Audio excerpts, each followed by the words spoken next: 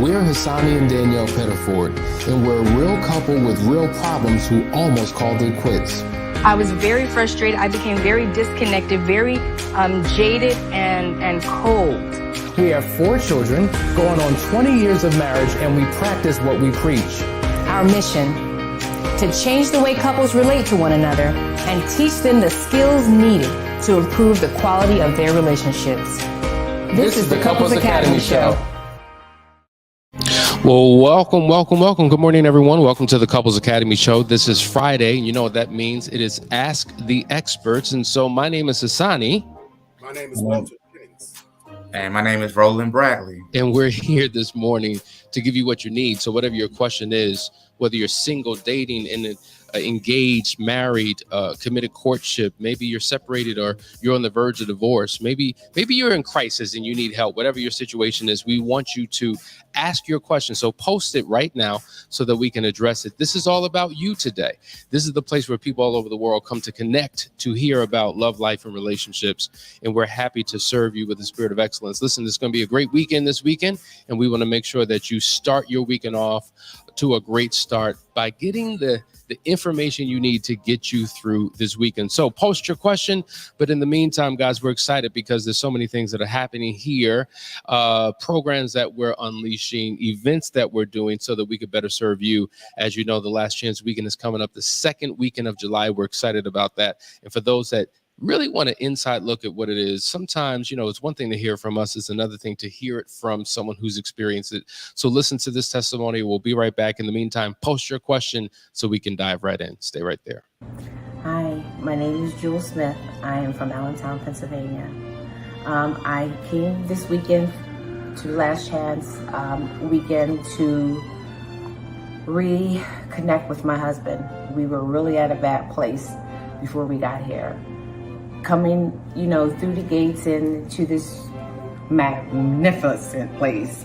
I came here very angry, unbeknown to some people, but I was very angry. And I technically already had in my mind that I'm coming to support what he wanted, but my mind was already made that 9 times out of 10, this is not going to work and I'm going to be out.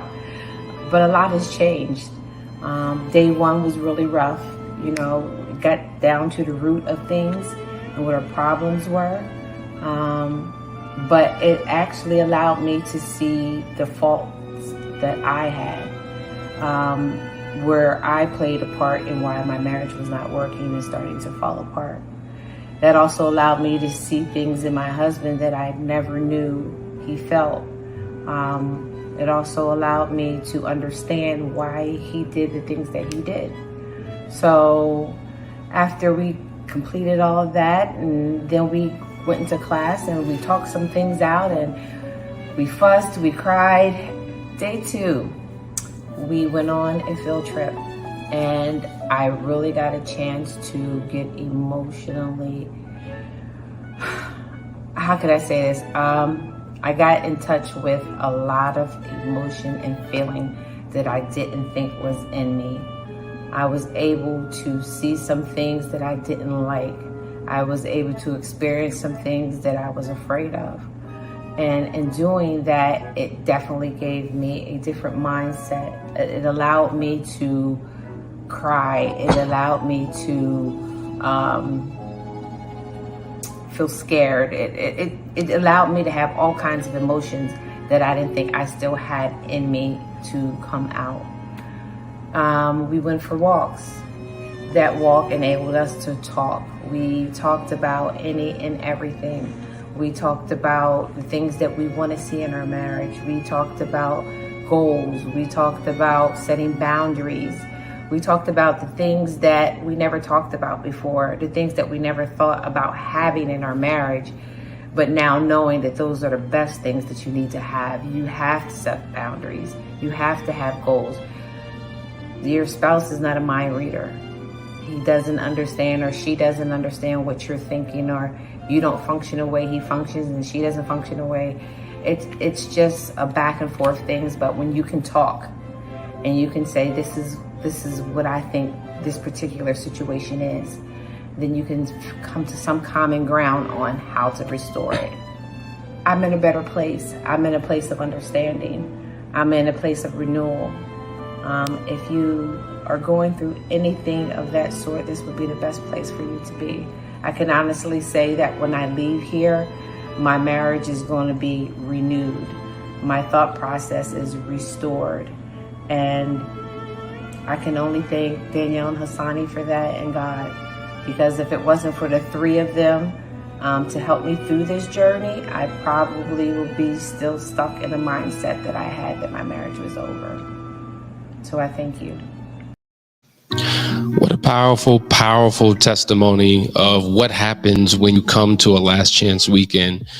As she said, I was done. I was only showing up because that's what he wanted us to do, but I already had plans. I was out.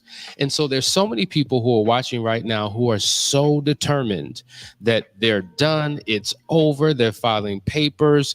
You know, we only got 3 more weeks before this thing is officially over, but there's something in them that's willing to say, let me give this thing a try. And they are blown away by the transformation that they experience. Now, both of you have had the opportunity of participating in these last chance weekends. What have you seen in terms of the turnaround and the transformation that people have experienced? I've noticed the transformation for couples because, again, they came in a state of desperation. They didn't have a clue of what to expect. But once they've experienced it, once they've got an opportunity to connect with one another and be able to do a deep dive within themselves, they realize how much they really love and need each other. They fall back in love again, basically, and they touch one another in ways that hadn't been touched in a long time. And so for that cause, it gives them that opportunity to experience something that they didn't think that they would be able to experience ever again. Walter, what about you? Absolutely. I agree with Roland. The whole experience is comprehensive and transformational. And even through Jules' words and response, like she mentioned the fact that she was able that to not only come angry, and that anger, although it was directed at her husband, she ultimately was able to self-reflect. And that's one of the biggest components of Last Chance Weekend, are allowing couples, these individuals, to then take a look at themselves so they can recognize the work that needs to be done in order to be able to heal their marriage. Every marriage is comprised of 2 people. And if one person wants to do the work and the other one doesn't, it doesn't matter how much that one individual wants to do the work, wants to do it, it's going to fail. Both individuals have to be committed to not only doing the work to repair their marriage, but also the work to grow and better themselves. And that's what Last Chance Weekend really provides. Wow. Powerful statement. So listen, if you're on the fence, if you're trying to figure out whether you should do this, listen, just do what makes sense. Come here and have your marriage transformed. All right, let's jump into some questions. We're going to go to Ben first. Good morning from Tennessee. What do you do when you cannot emotionally disconnect from the affair partner, even after 4 months of no contact, looking at after son hits 18 serving divorce paper? Okay, I guess once your son turns 18, you want to serve divorce papers. You're the unfaithful one. You go on to say, after being shown genuine burning desire by the affair partner, the spouse is not capable of that. Problems with most. She's trying for now, but my mind says, how long till this ends? And I'm in the same boat. All right, listen, this is a serious question. This is a valid question. This is where oftentimes people find themselves. Listen, just because an affair officially comes to an end, it does not mean that you are disconnected from that person. We talk about the difference between being single and separate. If we're in a relationship today, we break up on Friday, I may be physically separate from you, but I'm not single yet until I have a singleness of heart and singleness of mind, until I've gone through a she-tox, getting that woman out of my system, or that woman goes through a he-tox, getting the man out of their system. So it's more than just physical. Obviously, it's emotional because he's still thinking, dreaming, anticipating, having a craving for this affair partner. So, Walter, I want you to weigh into this, and then Roland, I want you to jump on board.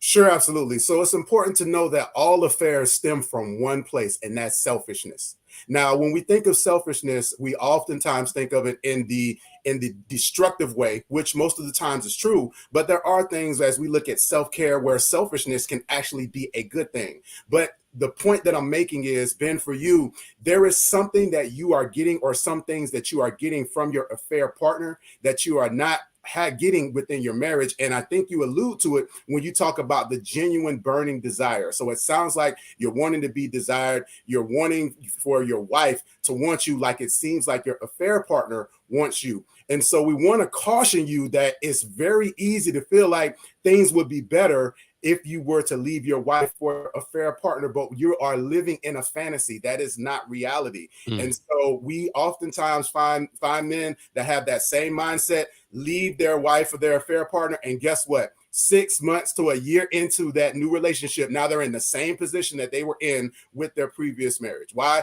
Because you haven't dealt with those internal challenges of what it is that is causing you to stray, or haven't put the processes and strategies in place to do the necessary work to cultivate your marriage in a way that's going to be mutually beneficial. When you talk about emotionally disconnecting, that communication and that trust, some of those things that you built with that affair partner, those things need to be redirected in order to build that connection with your wife. Emotional intimacy, emotional connection comes through trust and strong communication. So there are some things that have been that have been misappropriated and allocated to that affair partner, as Hassani just mentioned, that need to be repurposed in order to build up yourself and make sure that you're reconnecting with your wife. There's only one thing I can say to that. That's it. That's it. That's a bomb. That's a bomb drop right there, Walt. So weigh in. Let's hear what you got. How do I tiptoe around these landmines that Walter is dropping, right? So listen, we talk about the grass being greener on the other side, and if we don't take care of our own lawn and water our own grass, it will become dry, and it's going to always look like the other grass is green. However, if you take out the time to aerate your grass, to water your grass, to cultivate your grass, you'll get everything that you need out of it. You know, my backyard I use as an example all the time had dried up. Why? Because I wasn't tending to it. I had become consistently selfish about not watering my own grass. And I needed some help. I needed someone to come in to help me and show me how to cultivate my own lawn so that I can have a better appreciation for it. And so now I understand that the grass that looks green on the other side is just turf. I'm holding on to what I have, which is the real thing. Wow. Excellent answer. Very, very, very true. Let's jump into another question. We have a two-part here from Jaguar. She says, is it fair to ask my sex addict husband to not travel for business? I'm still healing from multiple betrayals and affairs. We're building back trust, but his job sends him to frequent conferences and trainings for days out of state, and that causes me severe anxiety. This is a situation. So this is what I would advise, and you guys are free to weigh in. You know, oftentimes work is a hotbed for infidelity. That is the space where we're around members of the opposite sex in close proximity, and all types of things go down. And of course, when he has a position where he's traveling and he's physically separate from you, and if he's not operating in integrity, then it's nothing but temptation. And so I would say ultimately that job has to change. You know, we've seen many people who have quit jobs. They have sold their homes and relocated. They have sold cars and possessions because those particular items or experiences or places and spaces were used for the affair. So yes, I do think that it makes sense that he makes a transition. However, I would say that there should be a plan in place for this to happen. Think about a cruise ship. If you turn that cruise ship too quickly, that whole thing can topple and it can cause a serious disaster, right? So if he's the financial provider or producing a significant amount of income for your lifestyle, then a quick, abrupt shift may have other consequences that you may not be able to sustain. Now, I don't know your situation. Maybe he doesn't have to go to conferences. Maybe that's not required. If it is not, he should keep his behind home, right? But if he does, I think there needs to be a plan in place for a significant transition of careers or a different role or something different, so that he can be home and so he could avoid this temptation and get the helps that he needs. Because if he's a sex addict, and that's the thing, like I'm hearing you say sex addict, has he been diagnosed as a sex addict? Is that your personal diagnosis? Because a lot of things we attach the wrong titles to the wrong things and make it something that it's not, and then we medicate something the wrong way and it doesn't solve the problem. So while there are addictions associated with affairs, there are hidden addictions as well that may not be sex, but nonetheless we're dealing with betrayals. So ultimately I do think there needs to be a shift, because if not, he will continue to do what he's always done. What do you guys say? Yeah, absolutely. So there definitely is a reckoning that has to happen when it comes to his profession and his marriage. And while it may seem unfair, I actually had a conversation recently, and I was telling a gentleman that oftentimes when, especially as men, we have this whole idea of, well, not mixing family or the personal with business. Well, when you utilize your work or your job to mask affairs, you actually cross that line before your wife even has to address it. So that intertwining has taken place, and it must be addressed. And Jaguar, you have to be a part of that conversation. And so having a conversation with him about his job, just as Hassani mentioned, is traveling necessary? Are there potential accountability partners or ways that you can either travel with him, or what type of strategies can be set up so that he can check in a way that's going to help not only subside some of that anxiety that you have, but also to provide some of that accountability? And so, yeah, but it sounds like because of his career that he may need to change jobs, and he's going to have to make a choice between that particular business endeavor and his marriage. Without a shadow of a doubt, we have a lot of questions, so I want to shift to some other things here, but I think that was a comprehensive answer, and that does make sense. Carlene says, good morning, Roland. I love your analogies. Thank you for the knowledge that you provide. You all have dropped so much good information on this cell. So here we have somebody acknowledging Roland. Also, this is interesting. I literally just got a text 2 minutes after we started from someone in the Moving Forward program who says, you know what, Hassani, I really didn't want to share my story with another person, but I'm so grateful and very happy to be working with Roland and Janelle. They have been super helpful for Darrell and I. I love them. Just wanted to give you a 5-star review. So excellent work on what you're doing. We appreciate the effort you're making. But Roland, I want to go take you to this question. Me and my husband do not talk at all, and I feel this is draining me so much. Please help. What advice do you have to them, Roland? So listen, the fact of the matter is things don't matter to us until they matter to us. And we have to learn how to communicate with one another to be able to allow things to flow. We have some insecurities a lot of times that keep us from communicating with one another. But when we get over that hump, when we get over that hurdle and be able to address those things, we can find ourselves in a place to communicate, to get past a lot of things that are hidden, a lot of things that are suppressed, a lot of things that we just feel like we don't want to talk about. Sometimes we have to have those hard conversations, and we have to be courageous enough to have those hard conversations. And so we don't want you to be drained, obviously. And as men, we have to know that we hold the water. We are the pitcher. We have to pour into our wives, and we're only going to get back what we pour in. So if we're not pouring in, we're not going to get anything back. You have to be willing to do the work. And again, to cultivate your area for it to grow. Excellent answer. Thank you for that. Listen, I want to take this over to you, Walter. Here's a question. What do you do when your spouse expects you to walk you as a couple through their affair? I'm interpreting what she's saying. In essence, she's the betrayer, okay? And the spouse does not want anything to do with the third party involved in their situation. So what do you do in that case?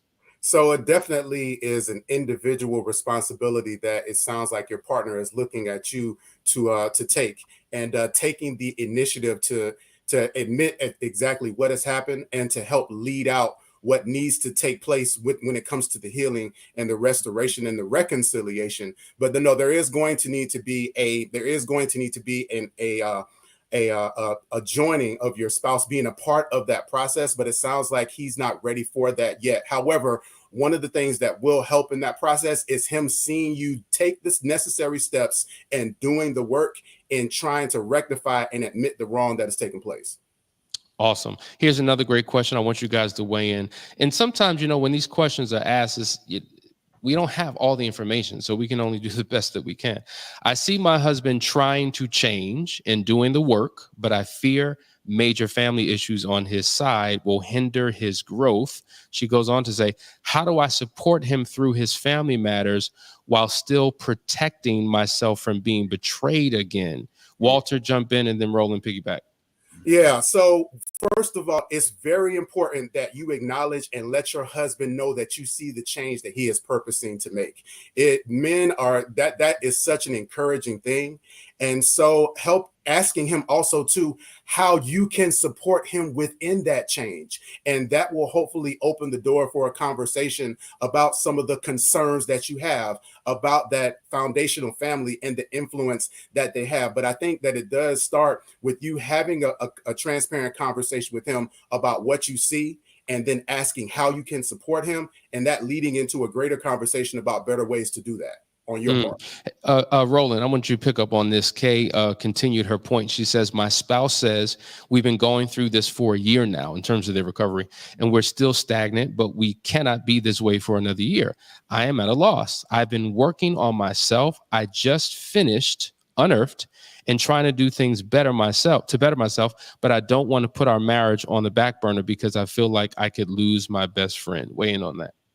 Wow. So listen, we have to understand that marriage is a collective effort. Marriage is a joint effort. Marriage is a tug of war on the same side with the world. We have to understand, listen, that in order for us to move from one state to another, we have to be willing to move.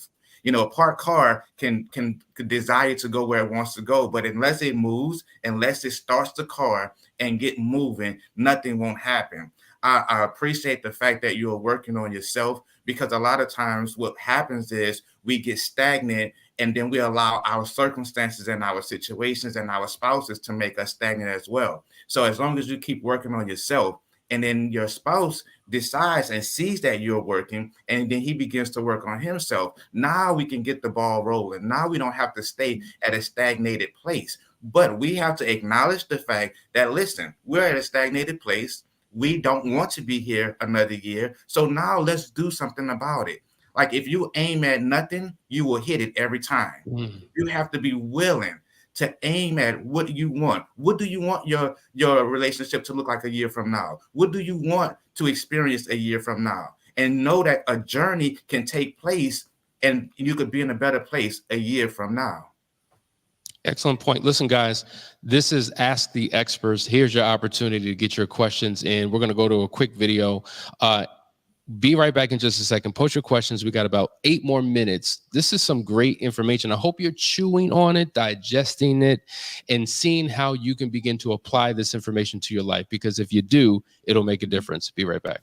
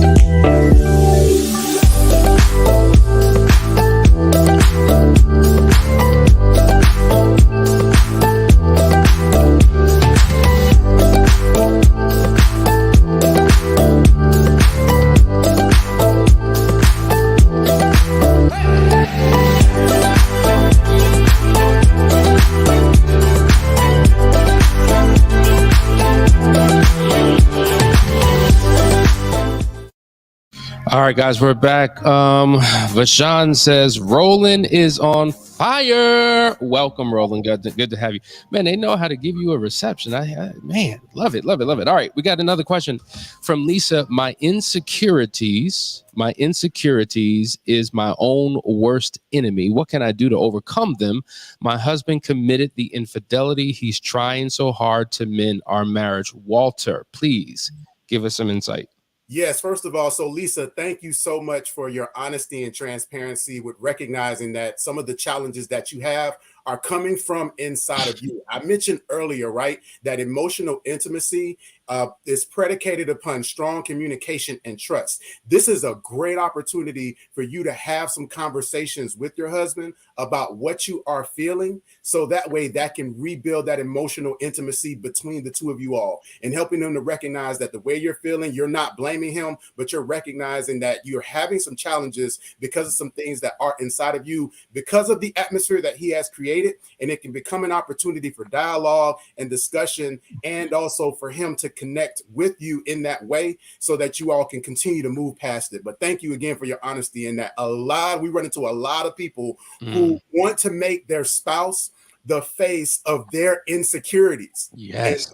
And that is a recipe for disaster in your relationships. So this is a really big and important step in being able to rebuild that connection. Thank you for just always giving these comprehensive answers that really make sense. The insight and the perspective you come from is very needed. And really, guys, like, a lot of times we find that people are asking the same questions again and again and again and again and again. It goes in one ear and out the other. But if you truly listen to what these gentlemen are saying, you decode it, right? And you figure out, how can I make this practical in my life? It'll make a significant difference for you. I want to give this to you. We're going to probably wind up ending with this. But Roland, what is some good advice for work days on your marriage to rebuild after the affair? Great question. So first, we have to be consistent in our work days. Being consistent will allow you to become in a good routine of being able to do the work, and know that your work days are actually work days. When we have these hard conversations, you may have to ask the question 100 times. If you answer those questions 100 times, you will realize that there'll be a level of peace that comes over you once you feel at peace about those answers to those questions. You know, work days are not bad. It's not a bad thing. When you're trying to get over an affair, when you're trying to move from one place to another, you have to do the work. You can go in the gym and you can look at the equipment, but until you start using it to exercise for whatever you're trying to get rid of, it's not going to work. So being consistent, making sure that you do those work days, don't miss no days off. No days off. Let's go ahead and do it. Let's go ahead and knock it out the park. And then that way you can see some results take place. When you're focused on specific things, specific areas, it's not going to change overnight. But if you tackle one thing at a time, you're building brick by brick, one brick at a time. Thank you. And I want you to jump in on this as well, because I know you work with a lot of couples that are doing their work days. What suggestions would you have for them, Walter? Sure, absolutely. So one of the things that's helpful is, as Roland mentioned, consistency is the most important thing. So work days allow you to really work on the business of your marriage. So any projects, we even with our work days have an agenda where both of you all actually contribute to that agenda. Oftentimes in marriages, there's this shifting of power where, okay, this person is responsible for this person is responsible for that. For both work days and play days, what they do is they provide this opportunity for a more equitable division of labor. And it starts with those work days and play days. And so things like the agenda and even planning what you're going to talk about needs to include both of your voices. And then when you all come together, what are some projects and things that you all can work on? What are some goals that you have? What are some things that you see that may be coming up financially that hey, we're going to need to plan for this, or we're going to need to talk about this or that? And what you'll find that as you do that on a consistent basis, just like Roland was saying, it's going to build this level of consistency with those conversations where you're not even waiting for your workday. and you're able to have conversations, make important decisions on the fly. So even by the time you get to your work days, they'll become a place where they're really just check-ins and reports about things that you all have done throughout that entire week, and that's when you know you're making the most out of those work days. Awesome answer. Debbie and Jody said, nailed it, Walter. Nailed it. Right. Listen, I said this would be it, but there is one more question that just came to me through text, and it's too important to kind of pass off for another week. It says, I feel like there's a stranger in my house. We don't have sex, hardly ever. He says, I don't want him. It's hard to be vulnerable again when he destroyed what I thought was solid. How do I start over and learn to love and try to trust him? He thinks he's doing his part by being at the house. That's it. He's just present. No intimacy, no conversations, no date nights, nothing. Walter, and then Roland, and then we're going to wrap up. So because there's a stranger in your house, this is also an opportunity for optimism. And I know that sounds like a really strange word to use right now, but basically this is a chance for you and your husband to get to know one another all over again and have a fresh start and a new beginning. And you all have to adopt that lens in order to be able to move forward. Now, I'm going to share that you may have to do some of the heavy lifting in the beginning, meaning that you're going to need to plan some things, plan some activities, plan some things that you know that he would like to do, make suggestions, and set the atmosphere for you all to reconcile. But it sounds like you all are kind of sitting back looking at each other like, okay, what are we going to do? Okay, what are we going to do? And one of you all has to take the initiative in order to make sure that you move forward in that. Excellent point. I had to do that in my relationship. I had to be the one to lead and to be consistent. And because Danielle was just like, it's a wrap, it's done. Once the love is gone, it's over. And she wasn't willing to do nothing. I had to be the one. And what happens is when they see your consistency and you showing up a particular type of way, it can motivate them to get on board. Remember, we talk about the difference between a thermometer and I always get this. There's the thermometer and then there's the thermostat. The thermometer checks the temperature. The thermostat creates it. So you want to be the thermostat in your relationship to create the temperature, the environment for your spouse to jump on board. Roland, close us, bring us home. So listen, the stranger in the house, he needs to step back and say, let me reintroduce myself, right? Let's start over. Let's start from scratch.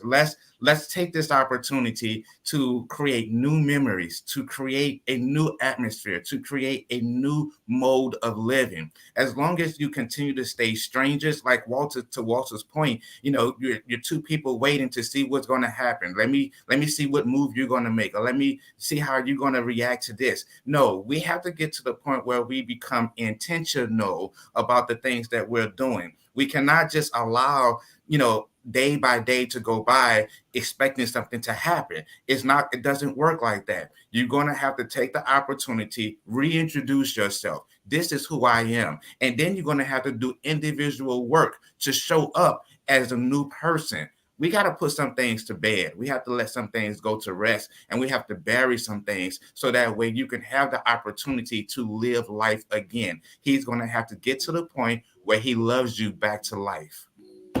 And that's it, folks. You're watching Ask the Experts. Thank you so much for your questions. I hope you got some insight.